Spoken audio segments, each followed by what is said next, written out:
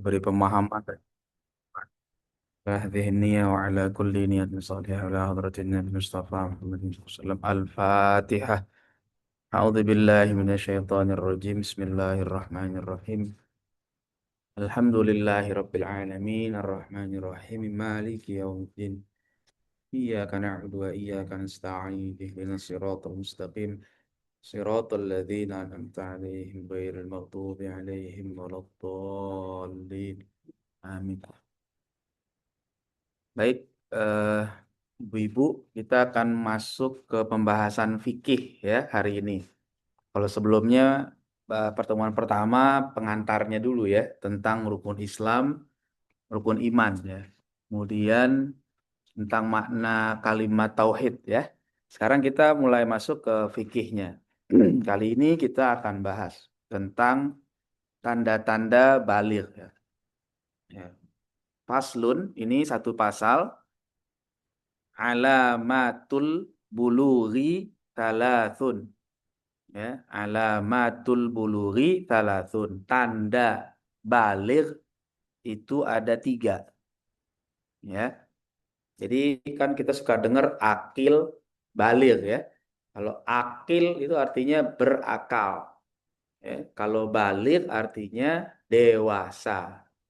Baligh itu dari kata balago sampai. Ya, baligh berarti dia orang yang sudah sampai masa dewasa. Maksudnya gitu ya. Itu namanya baligh. Jadi dia bukan satu paket ya. Dia dua kata yang berbeda. Sama kayak orang ngomong yatim piatu. Yatim piatu itu dua dua orang yang berbeda, yatim dan piatu. Fakir miskin. Fakir miskin juga bukan satu orang, fakir satu, miskin satu. Karena fakir dan miskin itu beda. Ya, tidak sama. Nah, kita juga ketika bicara baligh itu ada tiga jalan. Kenapa di kitab ini dimulai dengan pembahasan tentang baligh? Karena taklif atau beban syariat itu Allah berikan kepada orang yang baligh. Kalau anak kecil nggak ada beban syariat, ya. Kalau anak masih belum balik, dia nggak ada beban. Artinya kalau dia tidak melakukan ibadah, kan nggak ada masalah. Anak kecil nih yang masih belum balik, dia nggak sholat, nggak puasa, nggak apa-apa. Jadi pertama kali beban syariat itu diterima adalah ketika dia balik. Ya, kalaupun dia belum balik ya dia nggak ada masalah. Ya, kalau dia melakukan apa saja nggak ada masalah. Tapi kalau nanti orang tuanya mendidik anak ini dari kecil, ya mendidik anaknya dari kecil, kemudian dia belum balik nih, anak kecil kan, nanti ada perintah sholat 7 tahun gitu ya, belum balik tuh. Lalu anaknya mau sholat dan baik, nah itu orang tuanya dapat pahala tuh. Kenapa? Karena hasil didikan orang tuanya. Ya, meskipun anaknya belum ada kewajiban sholat, tapi dia tetap sholat. Ya, anaknya belum punya kewajiban apa-apa, tapi dia sudah melakukan banyak kebaikan. Berarti itu buah keberhasilan pendidikan orang tuanya. Maka orang tuanya dapat pahala, gitu ya. Tapi urusan syariat memang pertama kalinya adalah balik. Maka kita harus tahu kapan balik diri kita, kapan balik anak-anak kita. Jangan sampai nanti sudah sampai usia balik, dia tidak melakukan ibadah. Nah, itu dosa nanti. Ya, dan kita yang tahu membiarkan juga kita dosa. Gitu ya. Nah, sekarang tanda balik ada tiga. Satu, tamamu khomsa asyrota sanatan. Yang pertama, genap 15 tahun. Ya. Jadi orang kalau sudah 15 tahun, maka dia balik. Sudah dianggap dewasa. Nah, 15 tahunnya ini adalah Komariah, Hijriah. Jadi bukan 15 tahun Masehi. Makanya ibu kalau punya anak tahu harus tahu tuh lahirnya bulan Hijriahnya bulan apa. Jangan hanya bulan Masehinya. Ya, misalnya oh lahirnya bulan Mei. Oke, sekarang ini tanggal berapa nih? Oh, sekarang misalnya masih Zulqa'dah. Catat tanggal sekarang sekian Zulqa'dah. Nanti ke tahun depan ketemu sekian Dzulqa'dah lagi berarti 1 tahun. Sebab kalau bulan Hijriah dia lebih cepat 11 hari dibandingkan bulan Masehi. Maka harus apa? Harus kita catat. Oh, kalau saya lahirnya bulan Sya'ban. Ya, kalau saya itu orang tua saya bulan Sya'ban. Anak saya catat tuh lahirnya tuh Dzulqa'dah. Anak saya udah saya waktu lahir udah Dzulqa'dah. Jadi kita tahu oh tanggal sekian lahirnya bulan sekian. Ya, jadi 15 tahun ya. Jadi kalau ya gimana? Ya ya oke. Satu-satu dulu ya. Jadi yang pertama genap 15 tahun Komariah atau Hijriyah. Oke, yang kedua itu al-ihtilam. Nah, ini sanad fi dzakari wal unsa. Ini berlaku untuk laki-laki maupun perempuan. Jadi kalau sudah genap 15 tahun maka dia sudah dewasa, gitu ya. Dalam pandangan Islam kalau udah 15 tahun itu udah dewasa, ya. Kalau di dalam pandangan luar Islam kan belum dewasa, ya. 17 tahun pun masih dianggapnya underage, ya, masih di bawah umur katanya. Padahal 15 tahun itu udah dewasa. Nah, yang kedua, ya gimana?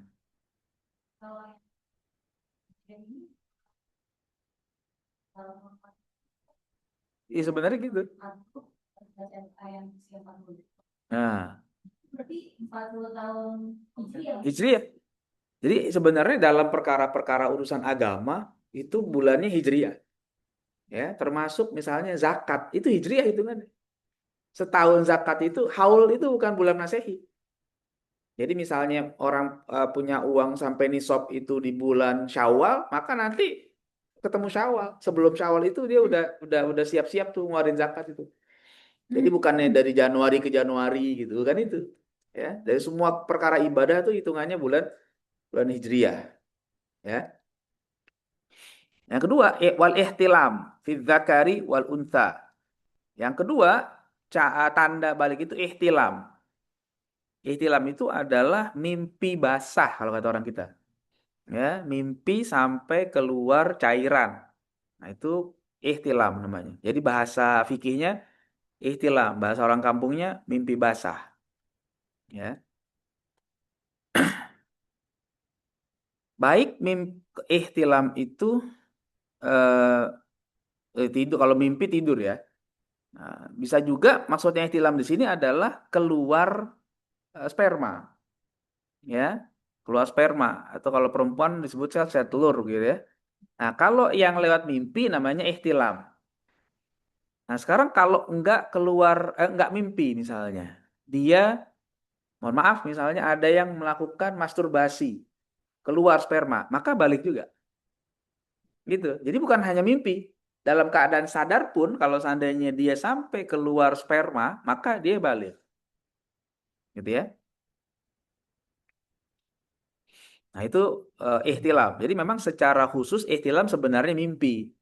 Mimpi basah. Tapi kalau nggak mimpi, misalnya dia tadi ya, dia keluarkan sendiri lalu sampai keluar, maka itu juga sudah menandakan dia balik, ya. Nah, kemudian itu juga berlaku fi dzakari wal untha. Berlaku juga untuk laki-laki dan perempuan. Sejak kapan? Litis isinin. Sejak usia 9 tahun. Jadi orang laki maupun perempuan kalau masuk usia 9 tahun dia bisa saja terjadi ihtilam. Bisa terjadi keluar sperma. Baik dengan cara mimpi ataupun tidak mimpi. Ya, bisa. Itu yang kedua. Jadi kalau udah keluar sperma, nah perempuan juga begitu, misalnya, ya maka itu eh, sudah balik. Dan sama ini juga hitungannya Komariah, ya, Hijriyah, 9 tahunnya Komariah. Yang ketiga, wal haidu, haid fil unsa untuk perempuan litis isinin. Untuk perempuan mulai dari usia 9 tahun. Ya, jadi kalau perempuan haid itu kalau udah usia 9 tahun dia bisa haid. Ya. Bahkan ya sekarang cepet ya anak-anak sekarang umur 9 10 udah pada haid. Ya gitu, udah boleh. Tapi kalau di bawah usia 9 tahun itu belum. Ya, belum kategori haid. Nah, maka kalau yang sudah haid sebelum usia 15 ya sudah berarti sudah balik. Kalau sampai usia 15 tahun tidak haid juga ya sudah balik. Baliknya dengan umur. Kan gitu. Tadi yang pertama kan genap dulu tuh 15 tahun kan. Kalau ada yang terus 15 tahun, saya belum haid. Iya, tapi kan umurnya udah berapa? Udah 15, berarti udah balik. Udah 16. Ada saya punya kawan, anaknya udah kuliah belum haid. Perempuan, belum haid. Ya sudah, tetap balik. Kenapa? Karena umurnya udah 18 tahun gitu misalnya, udah haid. Udah balik ya. Oke, jadi kalau kita ringkas, kira-kira eh, kiri ya, kiri, kiri, balik. Ciri-ciri balik itu atau dewasa, kalau kita bagi ini ya, laki-laki, perempuan. Cirinya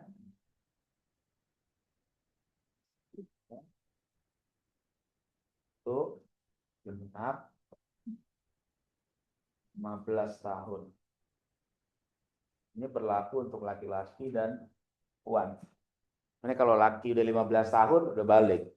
Perempuan 15 tahun udah balik. Ini 15 tahun Hijriah ya. Komariah. Yang kedua, ihtilam. Ya, ihtilam itu keluar sperma, keluar mani. Ya, keluar mani atau sperma atau perempuan istilahnya mungkin yang lain sama telur atau apa gitu. Itu juga berlaku laki-laki dan perempuan. Laki-laki bisa mimpi, perempuan juga bisa mimpi. Atau keluar sendiri. Apa dikeluarkan dengan sengaja, ya. Masturbasi istilahnya gitu ya. Laki-laki perempuan bisa juga. Ketiga, haid. Ya. Haid ini hanya untuk perempuan, laki-laki tidak. Nah, itu gambaran singkatnya kayak gitu, ya. Ciri-ciri haid. Ciri-ciri balik, maaf ya, ciri-ciri balik.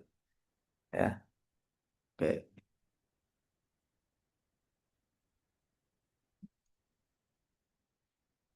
Oke ya.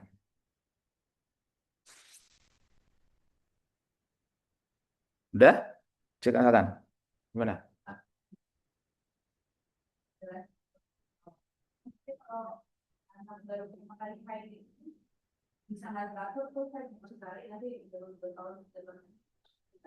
Mm-mm.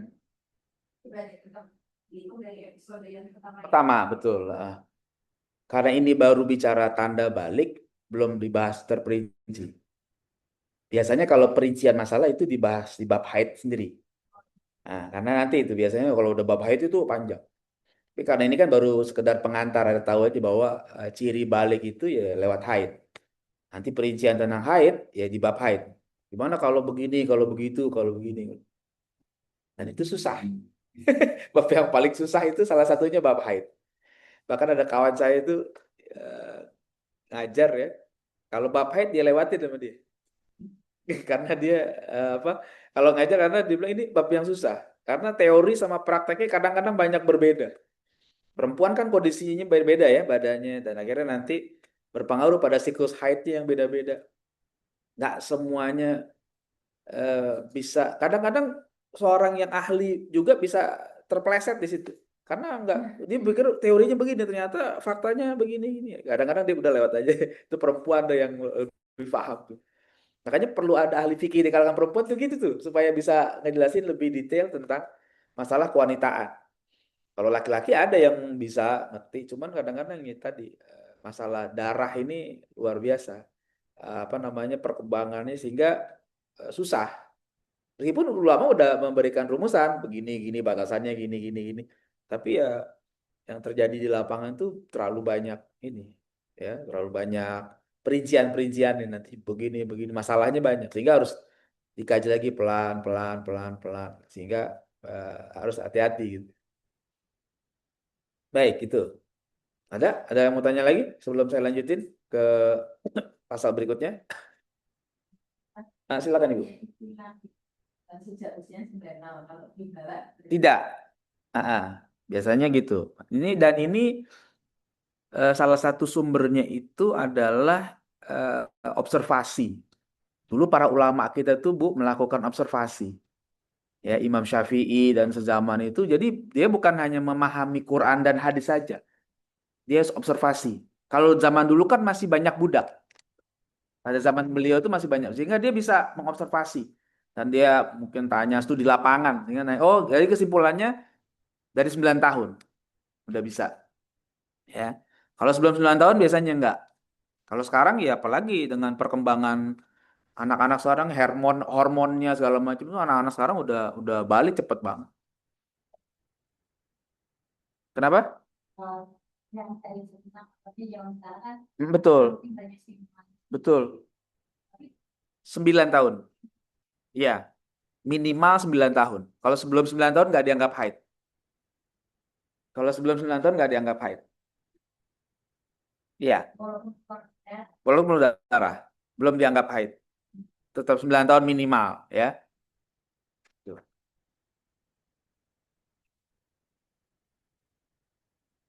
Ya, meskipun kalau seandainya keluar darah itu beberapa hari sebelum 9 tahun, ada ulama yang menganggap itu haid. Misalnya 9 tahun kurang seminggu, nah itu haid bisa tuh. Karena kalau untuk ukuran ini bukan bukan tahdidiyah, bukan saklek pembatas harus enggak, tapi perkiraan. Kalau dibilang, oh saya 9 tahunnya minggu depan. Tapi kok darah itu bisa haid. Gitu ya. Gitu ya, bisa. Enggak ada belum sebulan itu Enggak.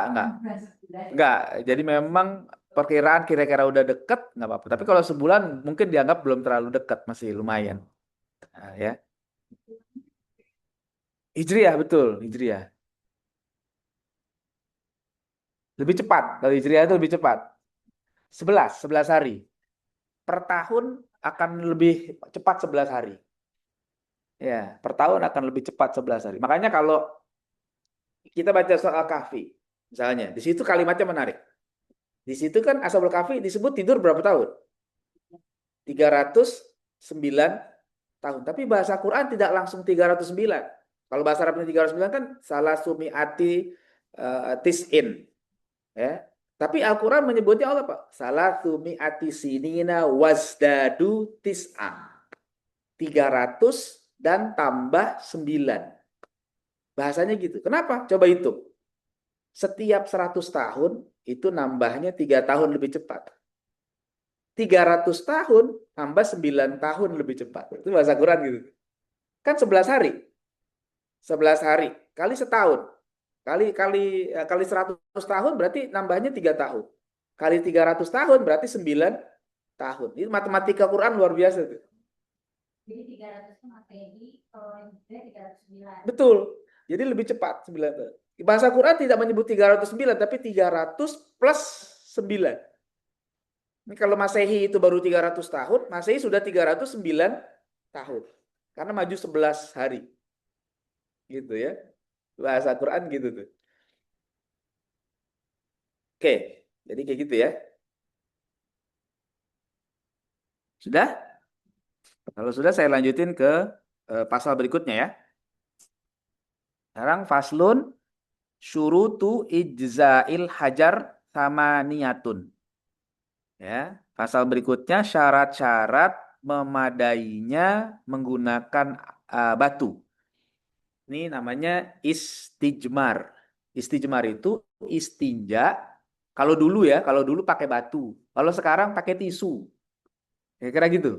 Ya, kalau dulu pakai batu, sekarang pakai tisu.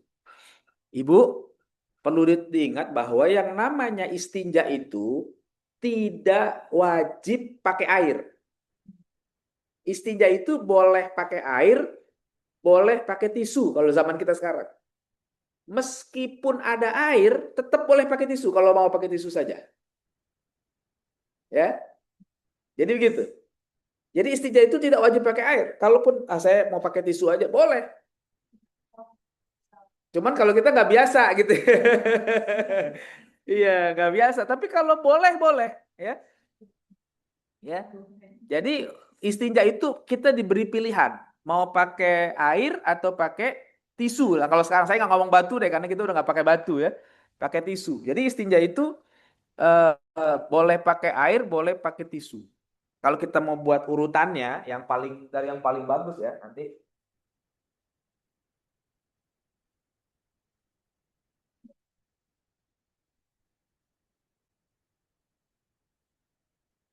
istinja tuh yang ya istinja.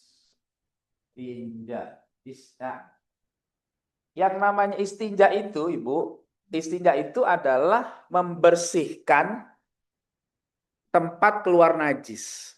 Jadi kalau istinja itu adalah membersihkan najis khusus dari kemaluan depan atau belakang. Itu namanya istinja. Membersihkan najis dari kubul atau dubur. Itu namanya istinja. Tapi kalau membersihkan najis selain dari dua tempat itu nggak disebut istinja. Misalnya orang hidungnya mimisan, itu nggak disebut istinja, gitu. Kenapa? Kan keluarnya dari hidung. Disebutnya apa? Ya sudah disebutnya membersihkan najis, gitu saja. Ya, tapi kalau keluarnya dari kubul, kubul itu kemaluan depan atau dubur kemaluan belakang, itulah disebut dengan istinja. Nah, istinja itu yang paling bagus nih, yang paling utama adalah menggabungkan. Yang pertama pakai tisu. Kalau sekarang kita tisu aja ya. Tisu baru pakai air. Betul. Kalau menggabungkan tisu dan air itu tisu dulu baru air. Jangan air dulu baru tisu. Iya. Kalau udah pakai air mah udah tuntas sebenarnya. Tisunya tisu kering, bukan tisu basah. Kalau tisu basah malah melebar kemana-mana. Ya, istinja itu kalau nanti kita saat ini saya kasih contoh ya, kasih urutannya dulu ya. Jadi kalau istinja itu pakai tisu dulu, baru pakai ini yang terbaik. Ini yang membuat orang-orang Kuba dipuji oleh Allah Subhanahu wa taala. Di Quran tuh ada ayat tuh, ya. Fihi rijalun yuhibbu ayyatatoharu. Allah turunkan ayat itu. Di tengah-tengah situ ada orang-orang yang suka bersuci. Sampai Nabi tanya, kenapa Allah sampai menurunkan pujian kepada kalian?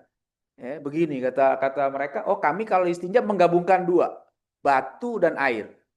Dulu orang-orang Kuba itu kalau istinjanya tisu dan bukan tisu, tanah, batu dan air. Nah, kedua, yang di bawah ini pakai air saja, tidak pakai tisu. Itu level kedua, ya.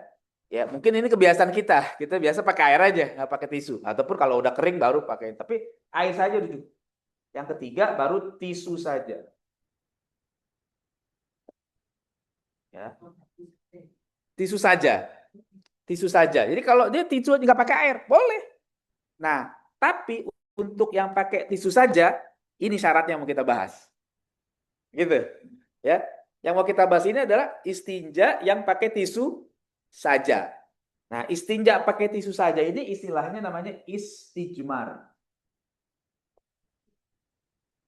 Istijmar itu istinja pakai tisu, pakai batu kalau dulu gitu. Ya. Kalau pakai air sih gampang itu udah tuntas kalau pakai air. Ya. Nah, kalau istinja pakai air itu namanya penyucian sampai tuntas. Karena kalau air itu bisa menjangkau daerah yang tidak bisa dijangkau oleh tisu. Tapi kalau istinja pakai tisu, dia bukan istinja sampai tuntas, tapi hanya meringankan saja. Karena pasti ada yang tidak tersentuh oleh tisu. Tapi sah, boleh sah, tetap sah. Ini ngomong sah dulu ya, ngomong nggak biasa itu bukan fikih, itu perasaan. Ya, bedakan antara fikih dengan perasaan. Kalau kita memang orang Indonesia nggak biasa, tapi kalau orang daerah lain mungkin yang toiletnya kering gitu ya, biasa aja gitu. Tapi saya juga nggak biasa tuh kalau ke daerah gitu. Kenapa? Tisu aja, ya, betul. Ya, Singapura juga sama kan, toilet kering tuh Singapura tuh. Kalau kita nggak biasa mungkin ya. Di Kanada saya toiletnya kering juga, nggak ada air, ya. Jadi gitu. Jadi ini urutannya ya. dari yang paling tinggi sampai yang paling rendah, dari yang paling utama sampai yang paling dasar ya. Ini boleh. Tisu saja itu boleh. Oke, kemudian kita lanjutkan. Nah, tapi yang ini yang mau kita bahas yang ketiga nih, ada syarat-syaratnya. Jadi nggak sembarangan pakai apa? Kalau istinja pakai tisu, gitu ya. Apa syarat-syaratnya? Di sini dikatakan ayyakuna bithalatati ahjarin. Kan ada 8 ya. Syarat yang pertama, kalau kita istinjanya pakai tisu, itu mesti pakai 3 tisu. Satu nih, ya, mesti pakai 3 tisu atau 3 sudut tisu, ya. 3 tisu, 3 lembar tisu, atau minimal 3 sudut kalau memang tisunya bisa dipakai 3 kali. Kalau dulu pakai batu, Ibu, kalau batu misalnya mereka bisa ambil batu yang bentuknya segitiga.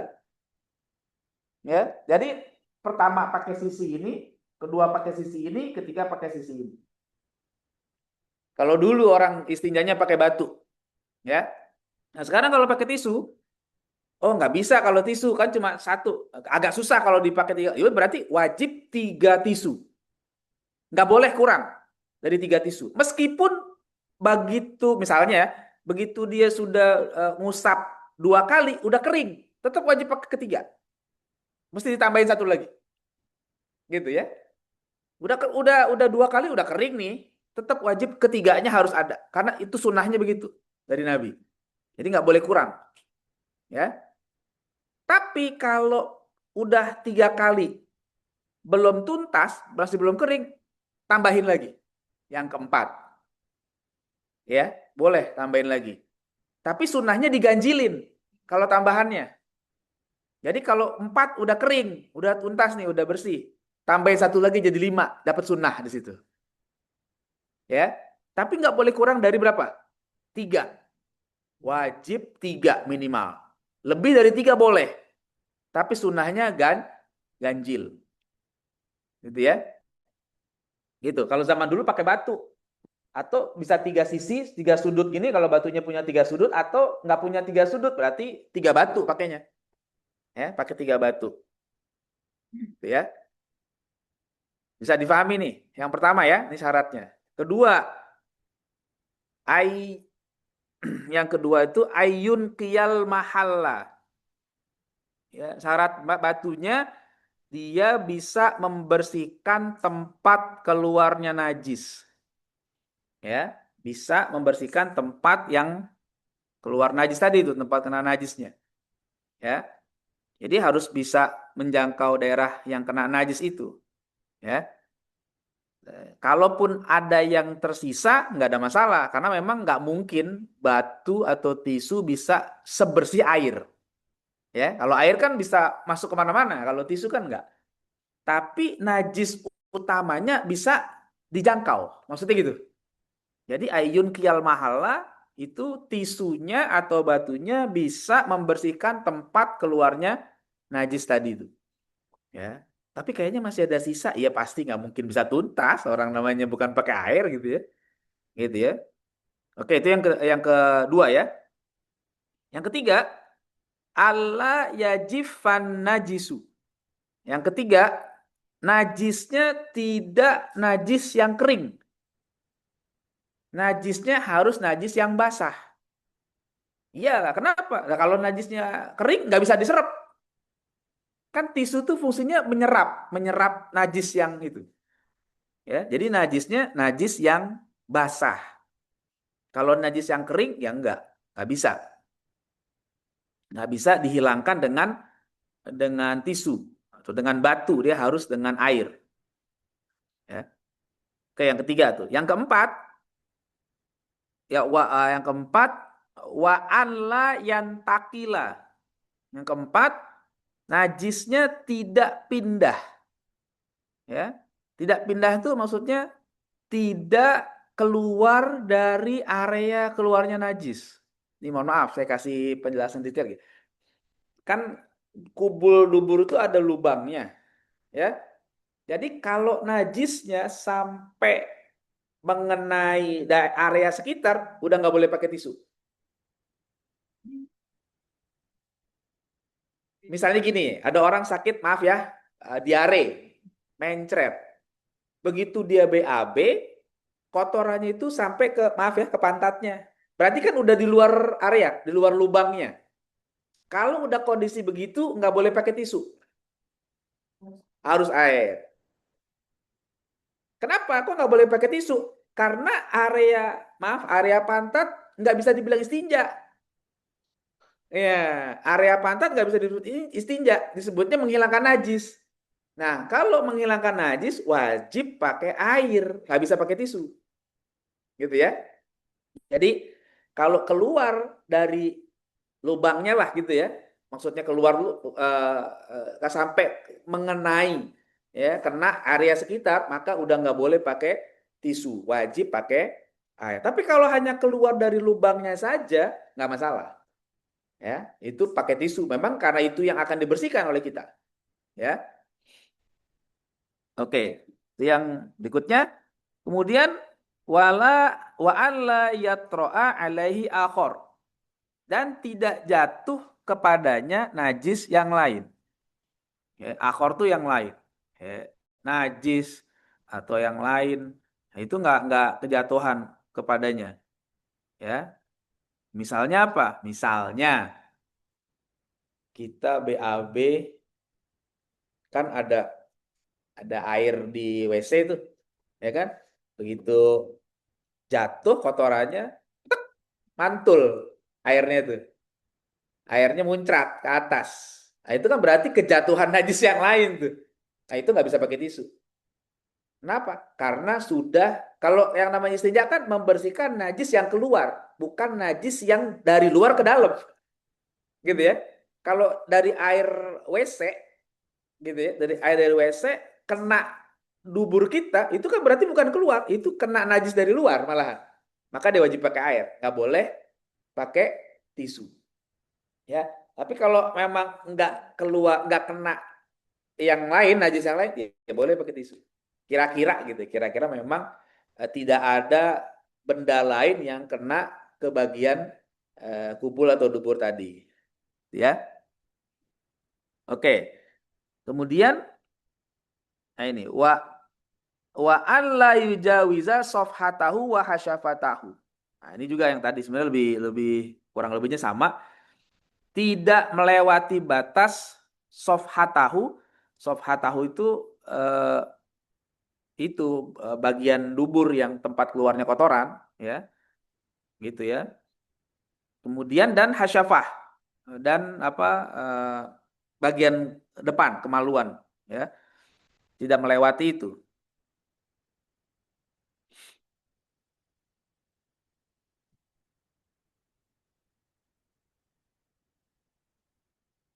Nah, jangan sampai melewati itu, ya.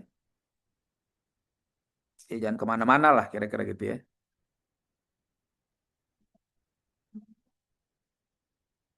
Mm-mm. Bisa dengan air saja juga. Pokoknya kalau pakai air saja udah boleh. Kalau air tisu dan air itu adalah yang paling utama. Jadi dua-duanya. Tapi kalau hanya air saja sudah boleh. Kebiasaan orang-orang Indonesia, orang Melayu kan air banyak, jadinya pakai air aja nggak ada masalah.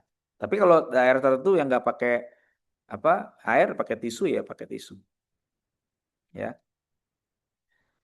Jadi tidak melewati area sofha. Itu sofha itu, ya. Iya, ini yang paling tinggi. Ini paling tinggi. Ini paling uh, bawah ya. Kalau nggak ada ya ini boleh. Karena memang jadi gini. Kalau dalam istinja tadi saya bilang tidak wajib pakai. Dia boleh milih. Dia boleh milih. Boleh milih. Boleh pakai tisu, boleh pakai air. Ya. Nah kemudian dan tidak. Yang ketujuh ya. Wa alla yusibahu ma'un, dan tidak terkena air, ya, tidak terkena air, kena air, kena cairan gitu misalnya. Maksudnya makanya kalau istijmar tisunya pakai tisu kering, bukan tisu basah. Kalau pakai tisu basah maka najisnya melebar kemana-mana. Ya, jadi batunya atau tisunya kalau sekarang itu jangan diairin. Kalau istijmar itu tisunya biar kering. Kalau tisunya dikasih air, terus dia pakai buat istinja nih, ngelap. Itu najisnya kemana-mana itu. Bukan menghilangkan najis malahan. Makanya nggak boleh pakai air. Jadi kalau orang yang ngebersihin najis pakai tisu basah, sebenarnya bukan menjadi bersih, malah menjadi melebar kemana-mana. Karena itu najis. Kotoran yang keluar dari kubur-kubur itu najis. Membersihkan najis itu nggak bisa dengan air yang tidak mengalir gitu. Nggak boleh. Nggak boleh. Ya, air kalau namanya ngebersihkan najis pakai air, airnya wajib mengalir.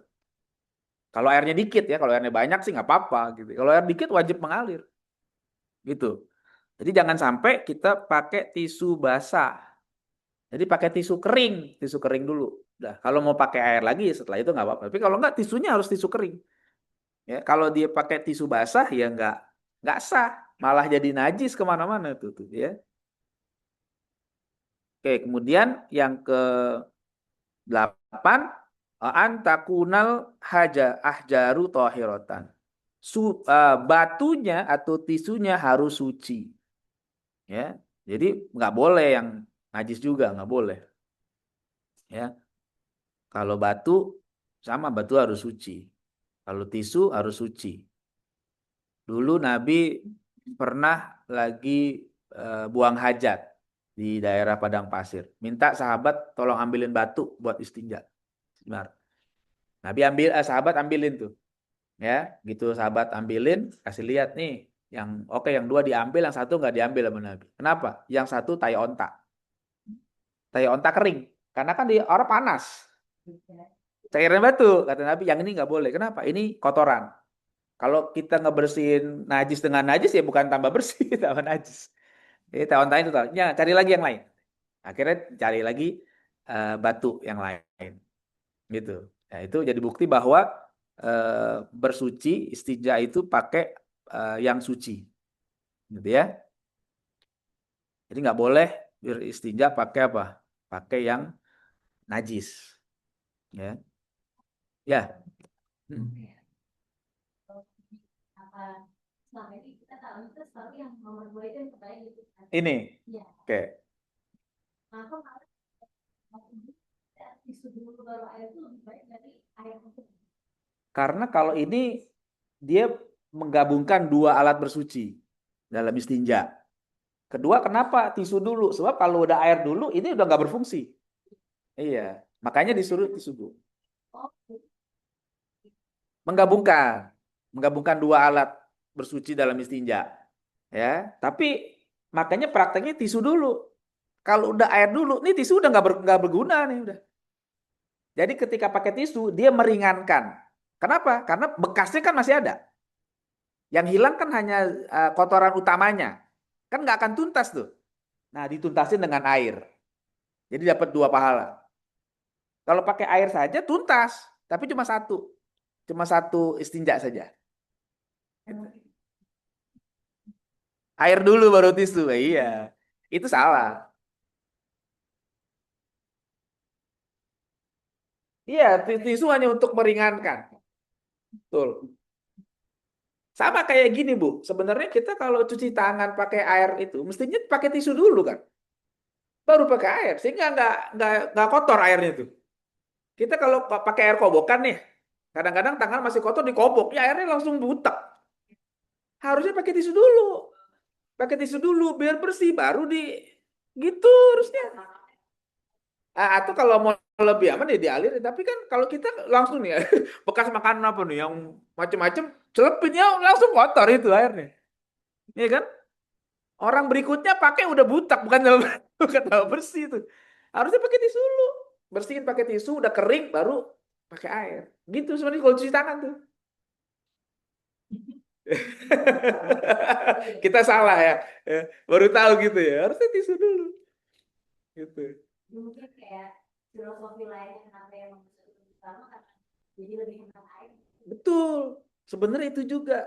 Ketika udah ditiriskan dengan ini, Ya, apa dikurangi dengan ini airnya nggak terlalu banyak, nggak mubazir. Ini karena kita emang Indonesia air berlimpah, jadi akhirnya pakai air terus. Ya, padahal itu salah satunya hikmahnya air tuh hemat. Ya, Nabi Muhammad kalau kita lihat dalam keseharian, pakai airnya tuh hemat. Istinjanya hemat, wudhunya hemat, mandinya hemat. Ya, nggak gebiar gebiur gitu. Di sini airnya banyak. Ya, betul, betul. Ya. Nah, kemudian juga nanti syarat istijmar itu dia harus sesuatu yang tidak muhtaram, tidak dimuliakan. Kalau sesuatu dimuliakan, nggak boleh dipakai istijmar. Nggak boleh. Contohnya apa? Makanan. Misalnya roti. Roti kan kasar tuh makanan ya. Bisa menyerap air tuh roti. Roti tawar kah apa gitu ya. Nggak boleh. Kenapa? Karena dia makanan. Bukan untuk istinja. Nggak boleh, jangan. Ya. Termasuk tulang. Tulang juga nggak boleh dipakai. Kenapa? Karena tulang makanan jin. Ya. Tulang tuh jangan dipakai buat istinja. Buat kita cuma tulang. Iya buat kita. Jin ngelihat ada makanannya di situ. Makanya nggak boleh dipakai tulang untuk istijmar. Ya, jadi makanya kalau sekarang ya udah tisu udah tuh yang paling relate dengan kehidupan kita hari ini tisu. Itu udah nggak pakai batu ya. Ya. Dan selain tisu pokoknya yang sifatnya bisa menyerap air. Kalau nggak bisa menyerap air nggak boleh. Ya. Apa misalnya daun. Kalau daunnya nggak nyerap air nggak boleh. Ya. Kalau daunnya yang licin gitu nggak boleh dipakai istijmar. Kenapa? Kan nggak nyerap air. Sedangkan di sini tujuannya supaya airnya terserap yang kotoran itu, yang basah tadi. Ya, kayak gitulah kira-kira. Ya. Apa? Ada lagi yang mau tanya? Silakan. Ada yang mau tanya?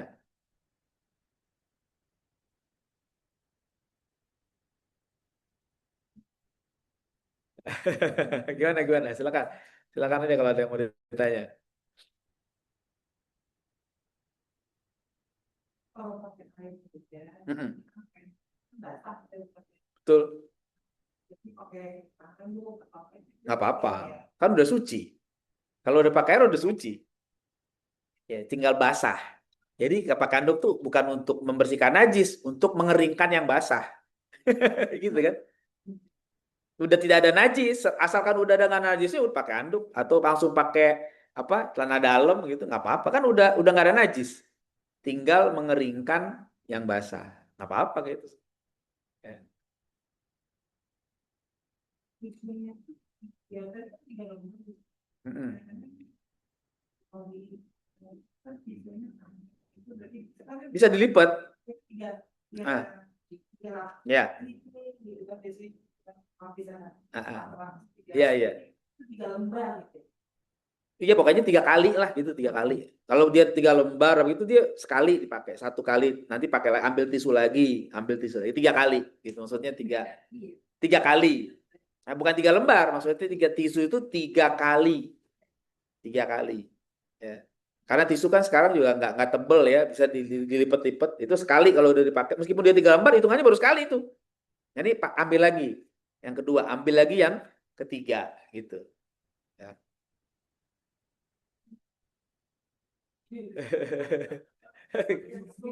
Nah, Pakai tisu lagi. gimana gimana? Kalau pakai tisu Ah, empat kali oh ya, air basah. basah, pakai tisu. Berarti tisu yang kedua untuk mengeringkan. Oh, iya iya, iya. Baik, bisa.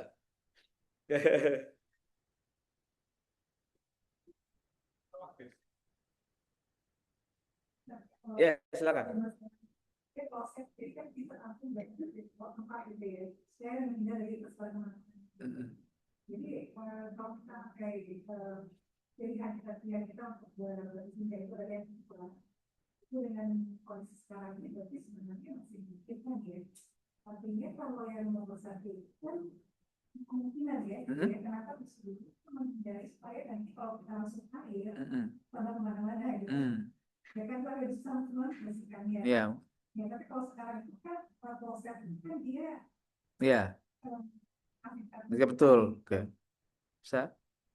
Jadi sebenarnya kalau pilih yang baik itu, tapi pilihan tiga ini, satu dua tiga ini semua bisa. Bisa, memang betul. Bisa. Apa-apa. Nggak masalah, memang nggak masalah. Makanya ini pilihan, ini tidak wajib. Makanya saya bilang tadi di awal tidak wajib pakai air. Kalau mau pakai ini, cuman memang masalahnya kan kebiasaan. Kalau kita orang Indonesia rata-rata biasanya udah pakai air itu. Kalau nggak ada air, rasanya nggak bersih, nggak nyaman.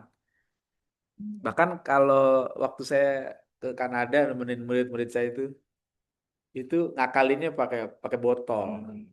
Ini botolnya dibolongin nih. Gitu. Jadi akhirnya sebelum masuk toilet isi di wastafel dulu.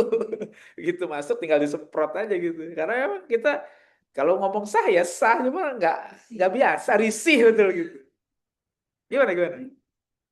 Nggak boleh kalau pakai. Ah, oke. Ah, ah. Nah, itu nggak boleh. Malah itu akan melebarkan najisnya.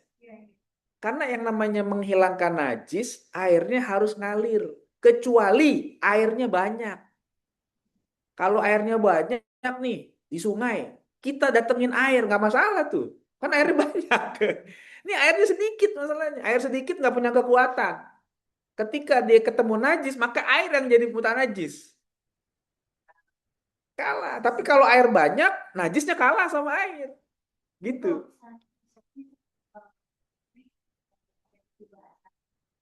Walaupun tapi dibersihin terus udah bersih gitu itu apa itu walaupun tetap bersih apakah ya namanya tidak sah walaupun tetap bersih atau Pakai air kapan? Pakai air? Pakai tisu basahnya kapan?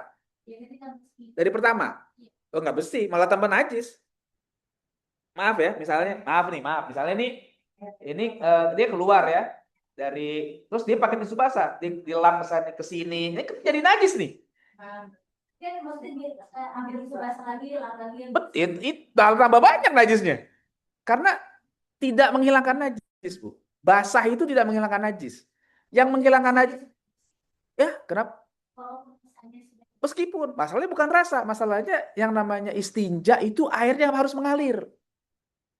Sama kayak model wudhu, Bu. Contohnya, wudhu itu wajah harus dibasuh, airnya ngalir. Kalau ibu cuma lap gini-gini doang, basah, Bu. Tapi nggak sah. Karena harus ngalir. Meskipun basah. Rata nih, ibu pakai pakai lap, kayak anduk gitu. Basah juga tetap nggak sah. Karena airnya tidak mengalir. Gitu juga ini pakai tisu basah. Dilap ke sana, dilap ke sini, di sini. Ini bukan tambah bersih, tambah najis. Mohon maaf, ini selain bukan sama kita dewasa, kadang kalau anak bayi juga suka begitu. Nah, anak bayi langsung pakai tisu basah aja kan? Nah, nah itu secara fikihnya sebenarnya tidak suci. Itu karena air kan itu tisunya basah, itu nggak suci. Jadi harusnya kalau kalau pakai tisu kering dulu, bersihinnya pakai tisu kering dulu. Nah, nanti kalau udah tisu kering, ah, udah sebenarnya nggak pakai tisu basah juga nggak apa-apa. Kalau kalau udah bisa kena air, pakaiin air dikit gitu. Jadi nggak terlalu banyak kena air anaknya, gitu, gitu. Heeh. Banyak prakteknya gitu ya, yang punya anak bayi pakai tisu basah ya. Padahal sebenarnya bukan tisu basah, harus pakai tisu kering. Tapi untungnya bayi belum ada hukum, nggak ada masalah. Cuma yang jadi masalah orang tuanya. Ketika habis megang itu kan tangannya mutan najis tuh. Kan megang tisu yang udah kena najis, dia harus cuci tangan. Harus cuci tangan lagi, bersihin supaya tangan itu nggak langsung megang benda-benda yang lain. Heeh. Gitu. Alhamdulillah ngaji. Gitu ya.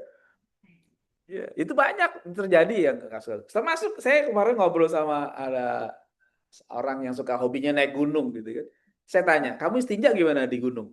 Pakai itu, pakai tisu basah. Lah salah, saya bilang itu gimana? Sholatnya gimana? Tuh kamu tisu basah. Harusnya nggak gitu. Wah, makanya mau naik gunung ya harus tahu bab fikih. Kalau ada batu, pakai batu. Kalau kita bawa tisu, pakai tisu udah. Sampahnya disimpan lagi gitu kan.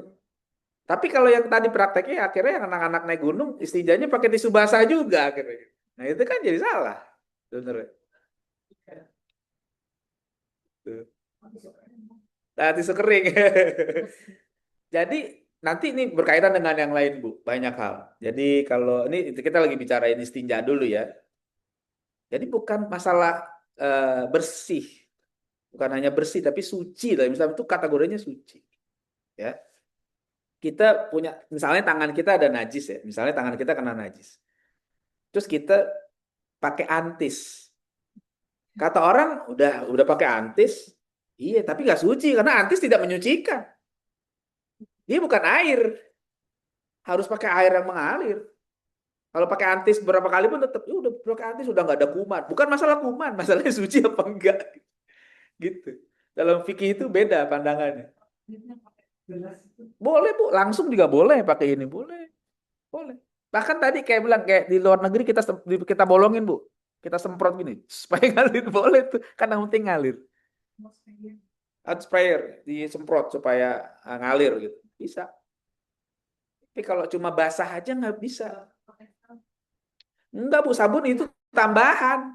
Enggak, malahan nanti kalau air bercampur dengan benda suci yang lain sampai mengubah, itu jadi nggak suci malahan. Kalau airnya dicampur sabun, jadi airnya air sabun, bukan air murni, bukan air mutlak, nggak suci malah. Jadi cara istinja itu pakai air dulu. Kalau udah bersih pakai air, misalnya kita mau pakai air, terus belakangan pakai sabun itu nggak apa-apa. Tapi kalau dari awal langsung pakai air dan sabun berarti nggak suci. Kenapa? Karena airnya bercampur dengan benda lain. Sedangkan syarat sah bersuci itu airnya harus air mutlak, tidak ada campuran apa-apa. Nggak boleh. Jadi pakai sabun nih kapan? Belakangan. Bersihin dulu pakai air biasa. Pakai air biasa baru setelah itu supaya lebih nyaman pakai sabun. Boleh. Itu caranya. Ya, kalau di sini udah lebih masuk akal sebenarnya. Sebenarnya saya tuh suka bingung kalau orang istinja pakai batu atau nggak lecet. Batunya dipilih Bu yang iya. Oh, iya iya betul. Betul. Iya.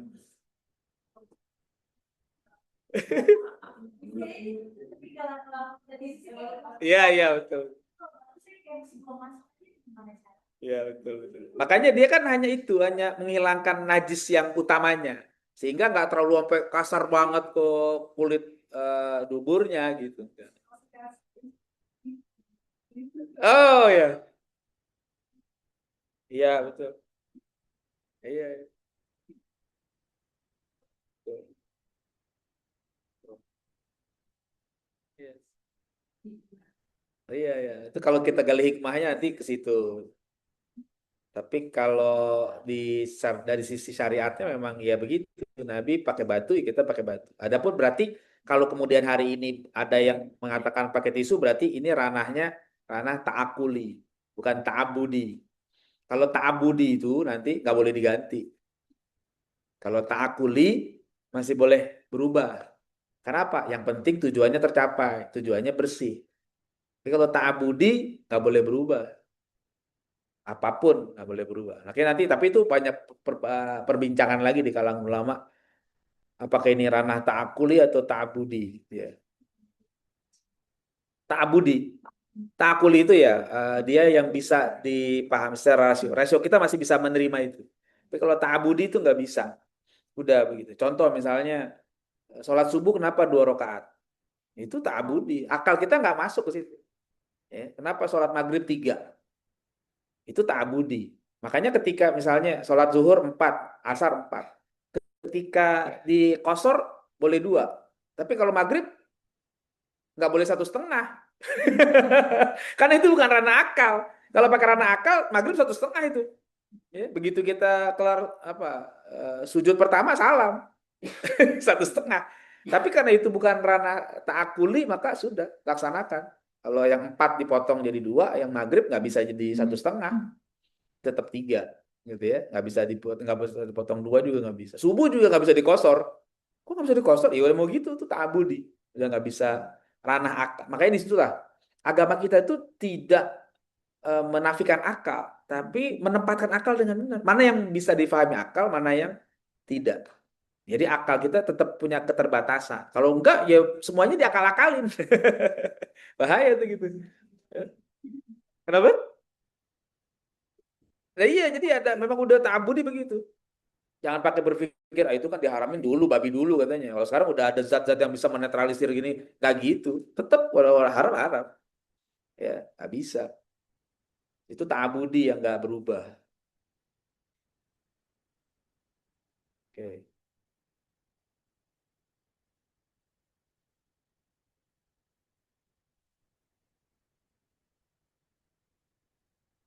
ada? Nggak tahu siapa? Ada yang nanya?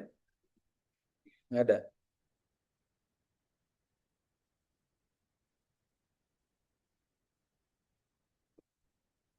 Ada yang mau tanya dari online barangkali juga?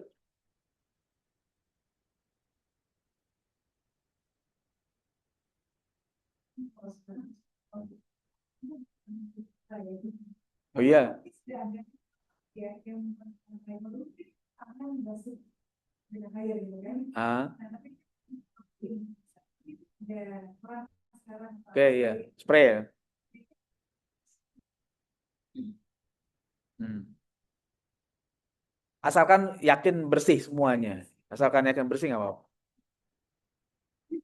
Iya betul. Kalau tisu aja nggak akan. Makanya para ulama bilang kalau pakai tisu atau batu dulu dulu tuh itu tahfif untuk meringankan saja. Nggak akan bisa tuntas sepenuhnya. Nggak akan bisa tuntas sepenuhnya. Iya iya betul. Itu makanya ada persyaratannya. Kalau pakai air nggak ada persyaratan macam-macam. Yang penting airnya suci, gitu aja. Tapi kalau pakai tisu karena ada perbedaan sifat dengan air, air kan bisa menjelajah kemana-mana. Kalau tisu nggak bisa, kalau batu nggak bisa. Jadi udah, dia hanya terbatas pada yang zohir saja yang kelihatan. Ya, area-area yang permukaan luar. Kalau yang agak ke dalam dia nggak bisa mencapai. Takut lecet tadi kata ibu tuh. makanya makanya ya udah. Jadi makanya itulah kenapa digabungkan antara batu, tisu dengan air gitu. Supaya area dalamnya kebasuh juga dengan air yang tidak bisa dijangkau oleh batu atau tisu. Gitu. masih Ya, bisa menyampaikan. iya, Ya, enggak, enggak ini. Yang apalagi orang-orang Barat baru kenal istinja belakangan. Dulu nggak kenal. Dan sejarahnya mereka nggak tahu. Mereka tuh tahu. Makanya mereka datang ke negara Islam kok bersih banget. Ya memang orang Islam tuh bab pertamanya jadi toharoh. Iya kan? Mana ada agama yang ngajarin bab pertama toharoh? Ya Islam. Mereka kotor banget, jorok. Orang-orang Barat tuh iya mandi aja jarang. Iya bener. Saya waktu lagi nemenin murid-murid saya ke Kanada tuh, murid-murid saya ini ya bercanda gitu. Pak, Pak, itu ada bule-bule cakep Pak gitu kan. Saya bilang gitu, ah istilahnya nggak bersih, saya bilang gitu. Saya bercanda gitu. Saya bilang enggak, gitu. Dia anak-anak suka bercanda gitu kan. Saya bilang enggak, saya nggak mau. Kamu lihatnya cakep luarnya, saya bilang. Saya tahu istilahnya nggak bersih. Oh gitu Pak, Pak pasti cuma saya bilang gitu. Kita lihat aja toiletnya aja kering gitu kan, nggak bersih saya bilang gitu. Saya ketawa aja sama anak-anak tuh. Di mana-mana kering toiletnya tuh nggak ada air gitu. Dan mereka ya gitu berangkat ke kantor nggak mandi ke sekolah. Pakai parfum gitu aja. Mereka gitu. Jadi apa namanya?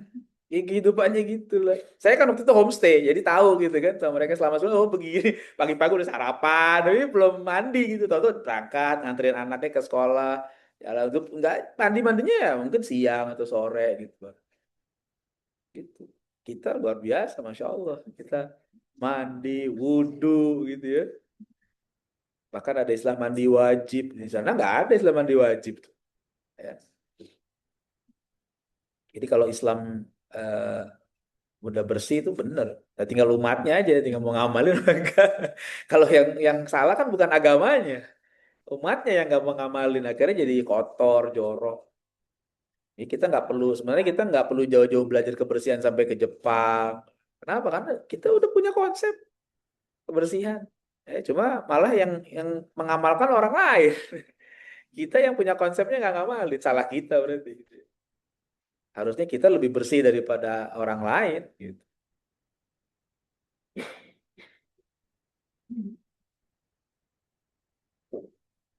Udah.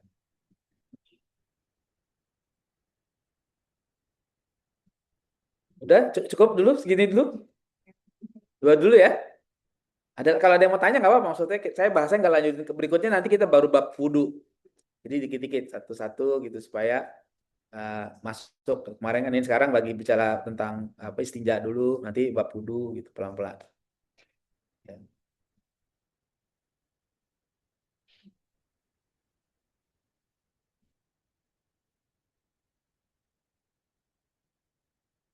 Perkara-perkara gini kayaknya dasar, tapi ini penting. Banyak orang gagal paham.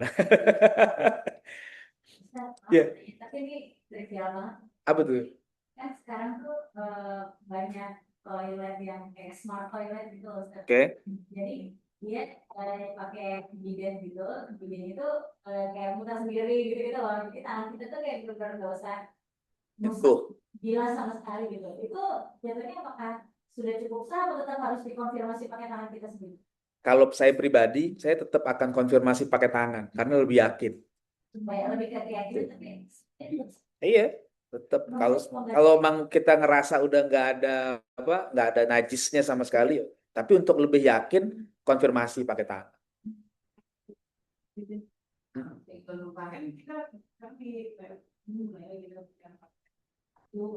Mm-mm. Betul. Oke. Karena toiletnya kayak gitu ya. Ada tisu kan? Pakai tisu dulu. Pakai tisu dulu. Ketika kering nggak apa-apa. Kalau najis itu kalau kering tidak berpindah. Kalau kalau dia basah dia bisa berpindah, tapi kalau kering nggak berpindah. Jadi keringin dulu pakai tisu sehingga kering, ya udah. Terus ibu mau pakai celana, pakai itu udah. Nanti cuci tangan di stafel. Karena najisnya udah kering. Kalau kering nggak berpindah. Kalau pakainya sambil ini tisu ya. Sebenarnya kalau udah dilap kering, pokoknya kalau kering najis nggak berpindah. Ya, yang berpindah itu kalau najisnya basah, itu bisa berpindah. Mas, ya gimana Bu? Enggak. Iya, iya. di toilet umum apalagi yang smart toilet itu ya Ustaz. Nah kita kan suka ragu sama iklannya itu. Iya. Yang kita lakukan apakah tinggal tisu aja atau boleh nggak kita saya itu biasanya saya sedia tisu terus disemprotin mantis gitu terus saya rusak di rujukannya itu lalu kita ganti sama tisu kering kayak gitu. Lalu itu saya merasa apa lebih tenang gitu karena kan nggak ada jet showernya yang itu tadi yang pasti gitu. Saya itu kadang-kadang mikir tuh kayaknya bukan smart deh. Tambah nggak smart kayaknya tuh. Kita tuh bukan smart dengan toilet kayak gitu. Tuh style toiletnya bukan smart karena memang nyusahin tuh. Saya berapa kali ketemu di hotel kok gini banget nih nyari Wah nih nggak mau saya nih gini nih. Di kotor. Kalau saya pribadi ngelihatnya gini Bu. Kita dalam fikih itu nggak usah mempersulit diri kita. Ini secara fikihnya ya, bukan secara yang lain. Jadi kalau kita nggak ngelihat ada najis itu sudah nggak usah dipikirin. Duduk di situ pun nggak apa-apa. Karena kan yang selama nggak ada najisnya di situ. Kan hukumnya yang zohir saja. Fikih itu hukum yang zohir. Jadi ada kaidah-kaidah nanti al aslu baqa'u makana ala makana. Jadi asal hukum itu sebagaimana adanya saja. Kita lihat oh nggak ada najisnya, sudah duduk aja di situ nggak apa-apa. Malahan khawatirnya kalau ibu pakein antis lagi jadi cair gitu kan, nanti dilap lagi malah jadi merebar, udah biarin aja gitu. Kalau secara fikihnya gitu, jadi ketika udah nggak ada najis sudah nggak apa-apa. Pak duduk aja situ nggak apa-apa. Nggak usah ngebayangkan jangan-jangan tadi ya udah nggak usah dibayangin gitu. Sama kayak air yang ada di kamar mandi umum misalnya yang toilet biasa, ini airnya suci apa enggak? Tadi kejatuhan najis enggak sama yang sebelumnya. Kita nggak perlu meriksa gitu. Kita lihat airnya bersih, suci, udah pakai aja nggak apa-apa. Nggak masalah gitu ya. Supaya kita tidak was-was. Iya, ada sebagian kayak enak juga kalau ada yang ada alat buat naruh di atasnya gitu ya, plastik itu ada juga. Tapi memang sekarang tuh pada yang ini. Kalau di perempuan mungkin masih lebih enak. Saya nggak tahu sih ya. Kalau perempuan mungkin toiletnya tertutup satu-satu. Kalau laki-laki Bu, toiletnya Bu. Terbuka Bu, itu udah bukan smart lagi tuh. Itu betul jauh dari agama tuh. Ya, semuanya berdiri pakai urinoir dan terbuka. Wah, itu benar-benar. Saya tuh paling nggak suka, nggak mau saya itu. Saya kalau di bandara atau di ke stasiun, saya akan masuk ke, saya nunggu biarin, saya nggak mau di situ. Kenapa? Aurat kita kelihatan. Iya, deketan begitu, terbuka banyak orang, nggak mau saya. Iya, itu bukan jadi smart, kita malah malah jadi bodoh. Iya beneran. Belum lagi urinoirnya itu kalau dia maaf ya kalau kencing nyiprat balik kan bahannya keras, mantul. Ah itu jadi najis semuanya gitu tuh. Orang nggak sadar. Ya nggak tahu loh ini proyek siapa yang kayak begini. Indonesia negara mayoritas Islam memakai itu Ya itu kan KTP-nya. Iya pemahamannya kan nggak sampai ke situ. Iya, prakteknya nggak segitu. Kalau seandainya orang Islam di Indonesia ngamalin semua ajaran Islam, Bu, itu masjid di bandara nggak sekecil itu. Kenapa masjid di bandara musolanya hanya kecil? Karena tahu orang-orang yang sholat cuma berapa biji. Segitu banyaknya sebandara, yang sholat berapa orang? Bisa dihitung. Iya, jadi kenapa? Orang juga udah logis. Dia ngapain investasi bangun yang gede-gede yang pakai cuma dikit? Akhirnya bikin aja. Akhirnya kita ngantri. Cuma dikit yang sholat. Sekian kan satu terminal berapa berapa gate? Yang sholat berapa coba? Ya, musolanya jauh. Apalagi kita terminal satu tuh. Terminal tiga. Jauh, ujung-ujung. Ya Allah. Ya itu. Ya kalau nggak paham akhirnya makanya gitu. Saya juga nggak nyaman kalau ini nggak mau. Saya akan nunggu masuk ke dalam. Gitu saya kalau udah masuk kan tertutup, kita juga bisa lebih tenang. Ya, iya.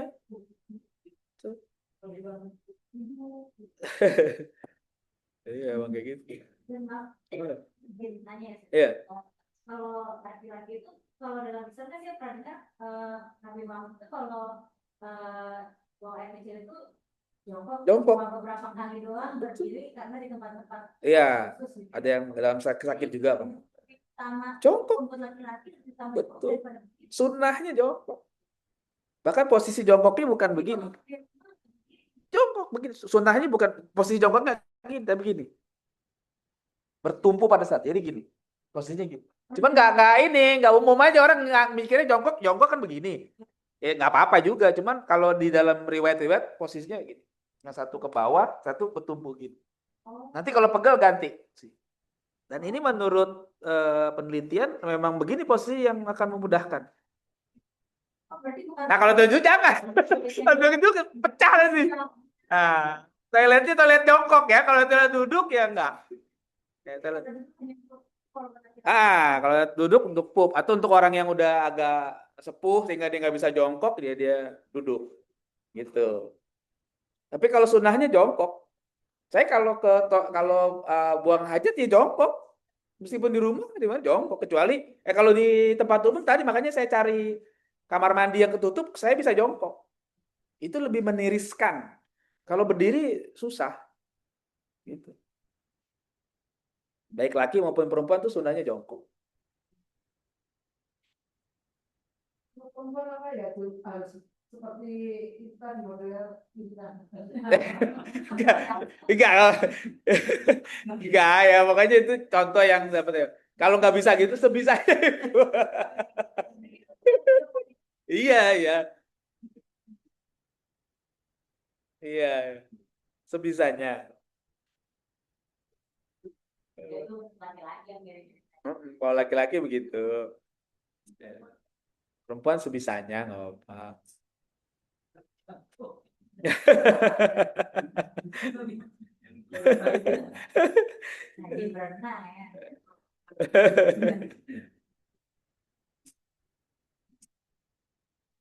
Ya, baik, udah ya, cukup dulu ya.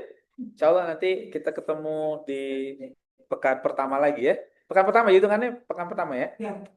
Sama ketiga ya. Oke, baik, Insya Allah. Baik, kita tutup dengan hamdalah dan doa kafaratul majlis. Alhamdulillahirabbil alamin. Subhanakallahumma bihamdika asyhadu an la ilaha illa anta astaghfiruka wa atubu ilaik. Assalamualaikum warahmatullahi wabarakatuh.